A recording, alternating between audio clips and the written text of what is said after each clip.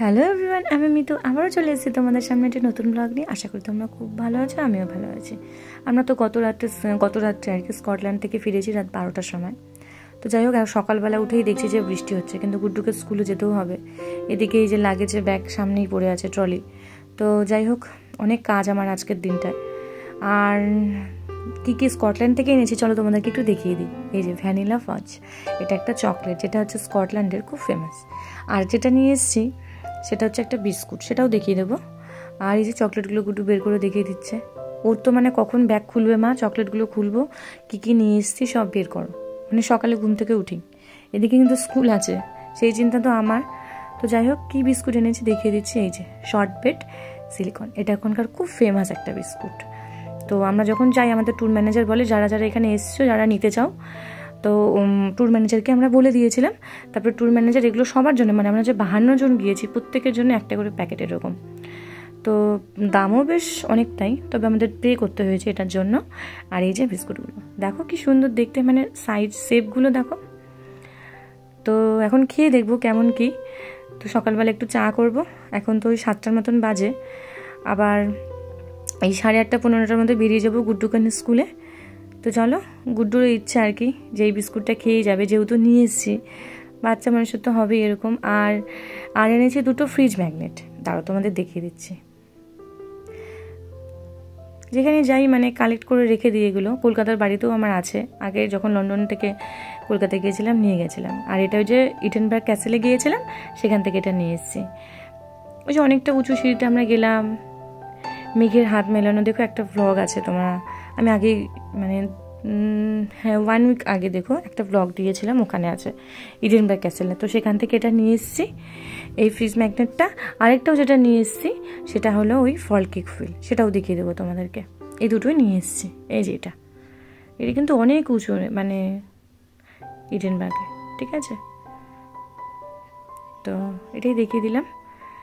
আর যেটা নিয়ে এসেছি সেটা এই যে ফল কেক হুইল, এইটারও কিন্তু একটা ব্লগ রয়েছে আমার, তোমরা কিন্তু আমার ব্লগের চ্যানেলে গিয়ে দেখতেই পারো। আর সেখান থেকে গুড্ডু একটা হাঁস নিয়েছে, সামনে একটা শপিং মল ছিল। এই যে এটা এই আর কি, মানে সামান্য কিছুই নিয়ে এসেছি, কিন্তু ফেমাস বলে ওই বিস্কুটটা, তো সেটা আমরা খেয়ে দেখি কীরকম কি। তার আগে গুড্ডু বলছে মা ফ্রিজ ম্যাগনেটটা দিয়ে আগে ফ্রিজে সেট করে দিই চলো।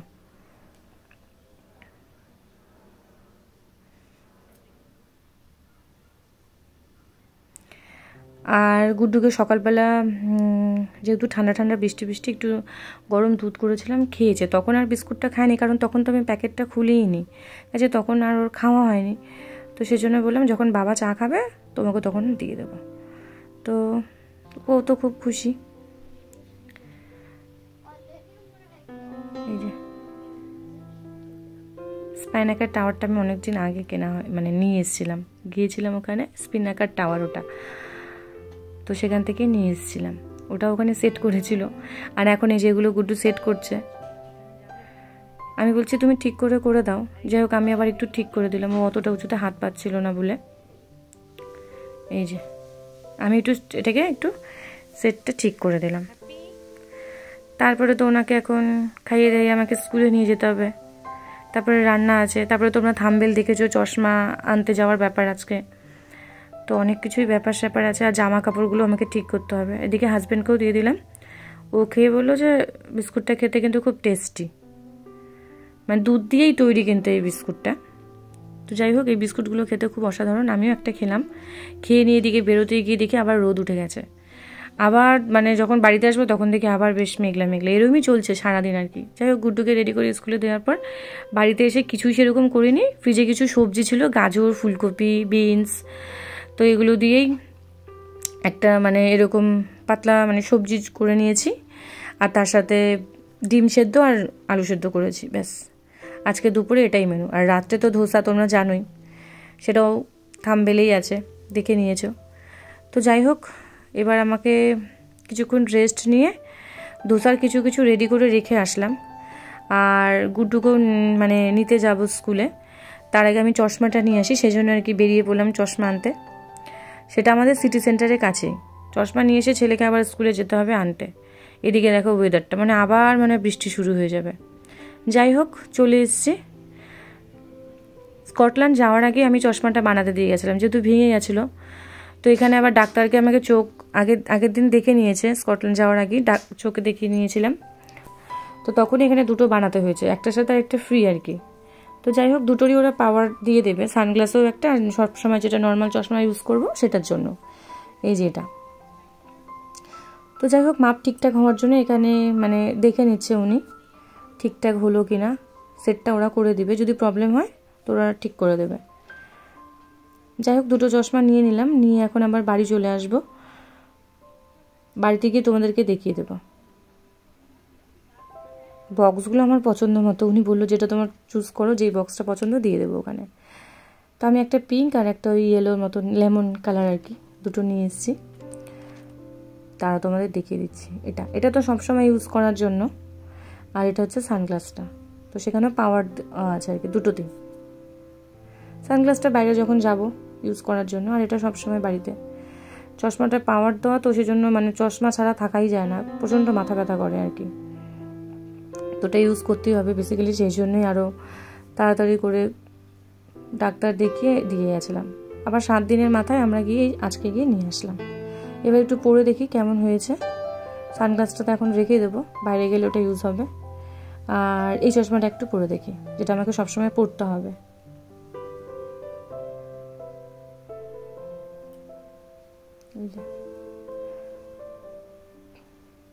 যদি একটু লুজ হয় আবার নিয়ে গেলে ঠিক করেও দেবে।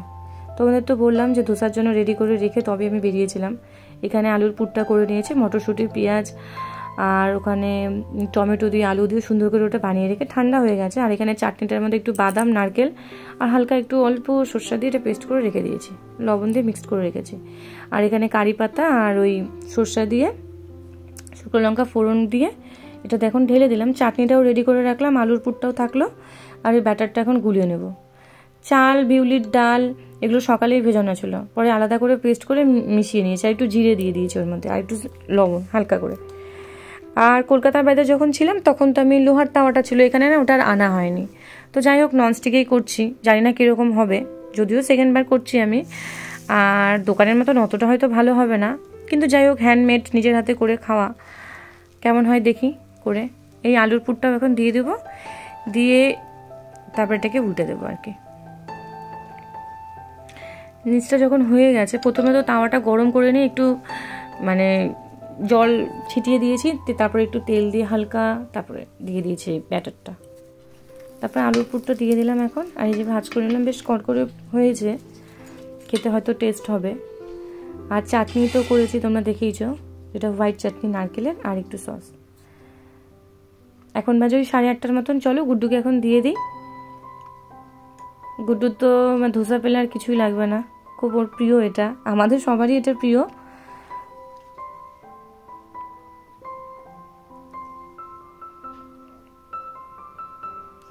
বলছে মা আগে প্রথমে আলুর পুরটা দিয়ে খাবো। আমি বললাম ঠিক আছে খাও, তারপরে নাকি ও সস দিয়ে খাবে, তারপরে চাটনি দিয়ে খাবে।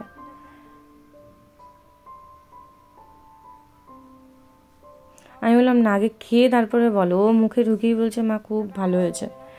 তারপরে এখন চাটনিটা দিয়েও খাবে, আর তারপরে খাবে এই হোয়াইট চাটনিটা দিয়ে, ওটা তো সস দিয়ে খেলো। যাই হোক, গুড্ডু খেতে থাক, ব্লগটাও শেষ করবো। যারা ফেসবুক থেকে দেখছো তারা কিন্তু অবশ্যই ফলো করে দিও প্রবাসী মিতুদের, আর যারা ইউটিউব থেকে দেখছো তারা কিন্তু সাবস্ক্রাইব করে দিও। তো চলো রাখছি, টাটা, ততক্ষণে ভালো থেকো।